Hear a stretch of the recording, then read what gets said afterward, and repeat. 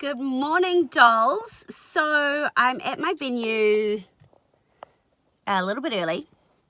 Yep, a whole hour early, Auckland traffic, yay. But to be fair, I'd rather be here an hour early than an hour late, and I can do so much more, like do this little video.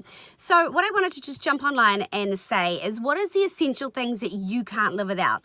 So first of all, mine is my lash extensions. Now I can live without these, but when I need a quick and easy and I don't have time for life, these are life. So come and see us, or go and see your local lash lady that you love, and get some lash extensions on, okay? Because I literally cannot tell you enough about how easy these make my mornings, especially when you run on 3 hours sleep. So mamas, I'm talking to you as well. Boss babes, I'm talking to you. Literally so much easier. So then I've got 4 products that I think probably as I've maybe aged a little bit have slightly changed too than if I did a video or tutorial earlier on in my 20s. So first of all, I've been looking after my skin a lot more because I was like, right, I'm getting older now. These things are essential. So then CC cream, this little bad boy, so easy to apply and it just glides on, right? Works perfectly with my skin tone, which is what I love. So there's 4 colors of that. Easy to match. Secondly is under eye corrector.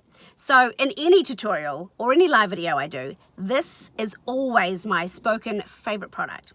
Still love it. Won't change. So what that does is acts as a reflector under my eyes. So it's peach undertone, not a beige, which is concealer. So the under eye corrector, 100% compulsory. If you've got great, nice, flawless under eyes, you don't need that. A bit of blush. So this one that I've got in here is, the one I've got on at the moment is Shy Blush, okay? So it's a little bit more pinkier. There's a Cherry Blossom, which is a little bit more a deeper color, and then there's a Sunny Spice as well, which is a little bit more neutral as well. So nice and easy. So blush. So what that does is adds a bit of color. Color is a little bit more useful. Now, I'm more of a boring person, so when it comes to Lippy, I just like to do something natural. I'm not going to lie, the color I'm using is one of our older colors. We don't have this anymore, but that's because why not use my old stock? So it's just a nice natural one, but can be replaced. You can any color that you decide. Whatever you're wearing, pick up a Lippy. So my 4 things are concealer. I'm taking it back. See, this is why only 3 hours soon.